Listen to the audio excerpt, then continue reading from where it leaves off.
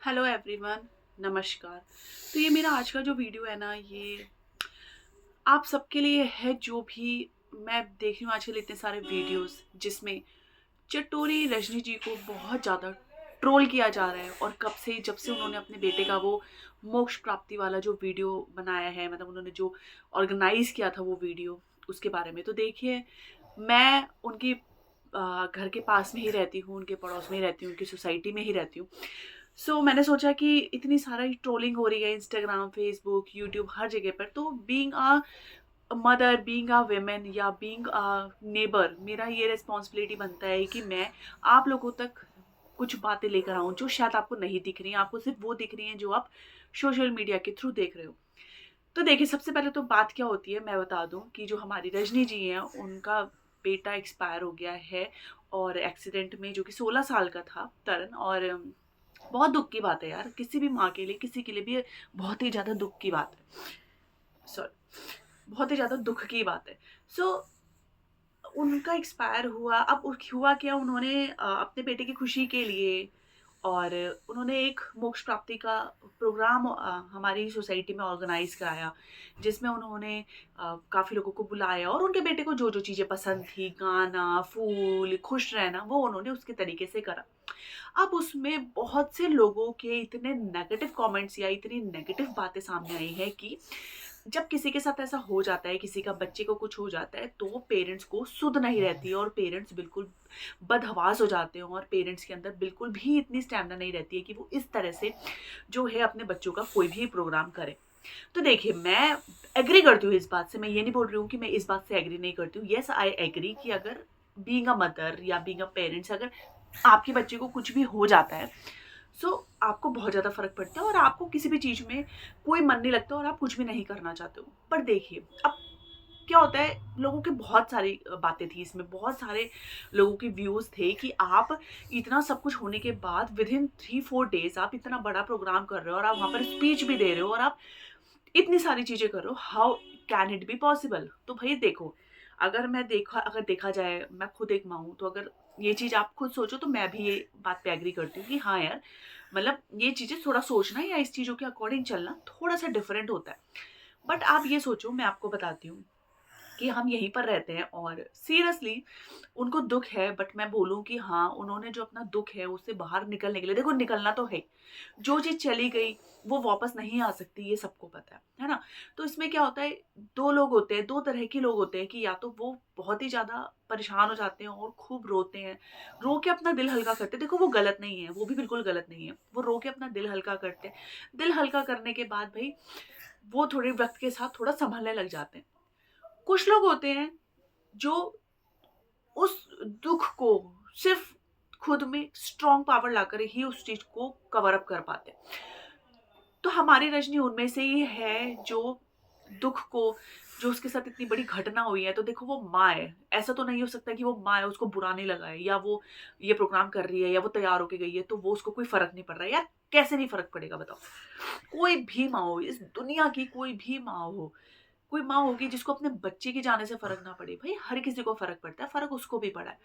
बस फ़र्क इतना है कि उसने ये सोचा है कि भई मुझे स्ट्रॉन्ग रहना है, बिकॉज़ शी नोज़ कि भई अब जो चीज़ हो गई वो वापस नहीं आ सकती। वो उनके हाथ में क्या है, उनके हाथ में बस एक चीज़ है, उस दुःख से बाहर निकलना वक़्त से पहले, इससे पहले कि चीज़ें ज़्यादा ख़राब हो जाएँ। तो शी वांट्स कि मैं दुःख से बाहर निकलूँ, और मैं चीज़ों को थोड़ा नॉर्मलाइज़ करूँ। यार, किसी को भी होगा। तो देखिए यार, मैं आप लोगों से यही बोलूँगी कि आप लोग जो भी उनके बारे में बोल रहे हो, जो भी चीज़ें हैं, तो प्लीज़ इस तरह से मत बोलो, क्योंकि यार देखो, वो भी एक माँ है, आप भी पेरेंट्स होगे किसी के, है ना? वो भी एक माँ है, और आप उनके लिए इतनी बड़ी-बड़ी बातें ऐसे सोशल मीडिया पे करोगे, और ऊपर से पहली बात, उन्होंने इतना बड़ा एक लॉस लिया है, और उसके बाद आप उनके लिए इतनी नेगेटिव चीज़ें बोल रहे हो, तो वो चीज़ें मत करो। आई नो आपका पॉइंट बिल्कुल ठीक है कि यार आप लोग सोच रहे हो कि ये पॉसिबल कैसे है? बट यार कोई बात नहीं, वो उनका तरीका है उस चीज़ से निकलने का। तो अगर आप उनको इस समय पर, इस कहते हैं ना दुःख की घड़ी पर, इस समय इतनी ज़्यादा जब उनके साथ प्रॉब्लम है, अगर आप इस समय उनको सपोर्ट नहीं कर सकते, इमोशनली सपोर्ट नहीं कर सकते, या कैसे भी सपोर्ट नहीं कर सकते, तो प्लीज़ आप उस चीज़ से दूर हो जाओ, और आप एटलीस्ट वहाँ पर अगर कुछ अच्छा नहीं लिख सकते, तो आप कुछ भी मत लिखो। क्योंकि आज नहीं तो कल या मे बी अभी भी अगर उनके दिमाग में ये चीज़ें जाएँगी कि लोग उनके बारे में ये सब बातें कर रहे हैं, तो यार प्लीज़ ट्राई टू अंडरस्टैंड, वो अंदर से तो टूटी हुई हैं, अंदर से वो बहुत परेशान है। आपकी चीज़ें पढ़ के वो और परेशान हो जाएँगी, तो प्लीज़ ये सब मत करो यार। उनका इकलौता बेटा था वो, एक ही बच्चा है उनका, वो भी नहीं है 16 साल का, बच्चे को छोटे से पैदा होने से ले यार माँ के लिए तो बच्चा जिस दिन उसको पता चलता है कि मैं प्रेग्नेंट हूँ, माँ के लिए तो उस दिन से ही माँ वाली, पापा और तो फिर भी तब पापा बनते हैं ना जब बच्चा बाहर आ जाता है। कोई भी रिश्ता बच्चे के साथ तब जुड़ता है जब बच्चा इस दुनिया में आ जाता है ना? बट एक माँ का रिश्ता ऐसा होता है कि जिस दिन उसको पता चलता है ना कि मैं प्रेग्नेंट हो गई, उस दिन से उसके अंदर माँ वाली वो आ जाती है और वो एक तरह से माँ बनी गई होती। तो यार वो इंसान जिसने अपने बच्चे को कोख से पाला, उसको 9 महीने रखा, 16 साल का इतना बड़ा किया, इकलौता बच्चा, तो आपको ऐसा लगता है कि उनको अपने इकलौते बच्चे के जाने का दुःख नहीं होगा, हैं?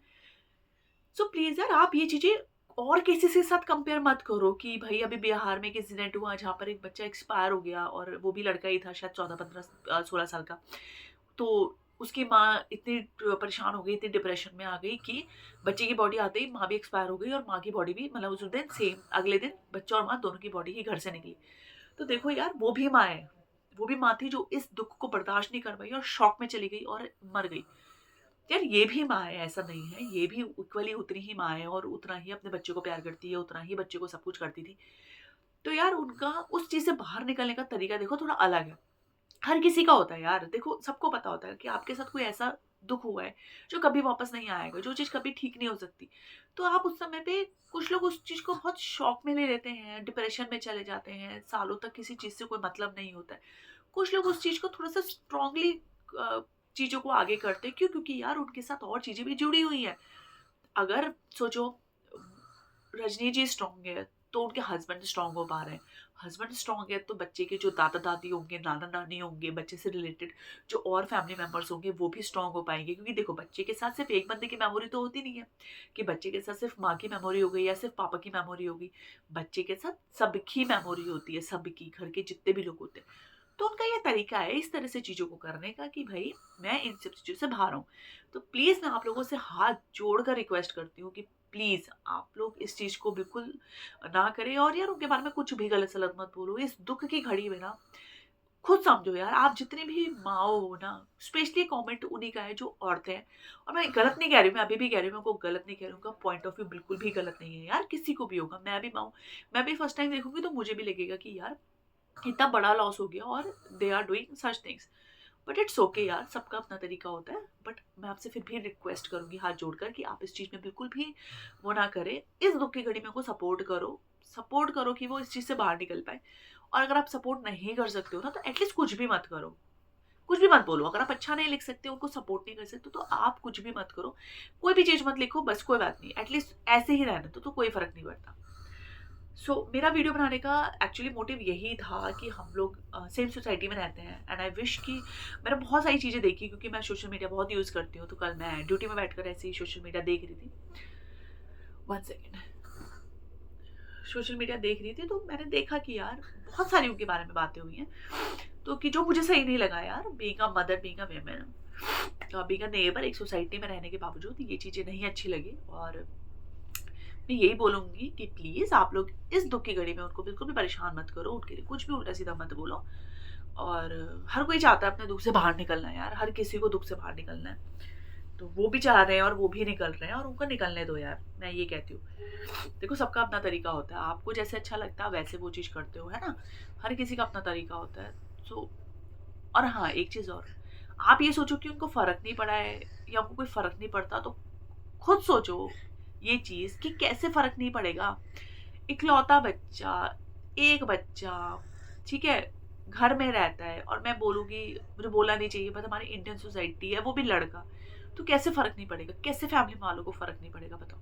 हम एक बार को ये सोच सकते हैं कि चलो हमारी इंडियन सोसाइटी लड़का-लड़की करती है, हो सकता है वो भी करते हो। बेटी होती तो शायद उनको लग रहा होगा कि चलो अच्छा हुआ, शादी नहीं करनी पड़ेगी, दहेज नहीं देना पड़ेगा या जो भी है। जो भी इंडियन मेंटालिटी लोगों की होती है लड़कियों को लेकर, मैं ये सिर्फ़ उनके लिए नहीं बोल रही हूँ, ये मैं ओवरऑल बोल रही हूँ। जो भी लोगों की मेंटालिटी होती है लड़कियों को लेकर, मैं उसके बारे में बात कर रही हूँ। तो यार ये चीज़ आप खुद सोचो ना, तो यार दुःख हुआ है, उनको भी हुआ है, सबको हुआ है और सबको ही होता है।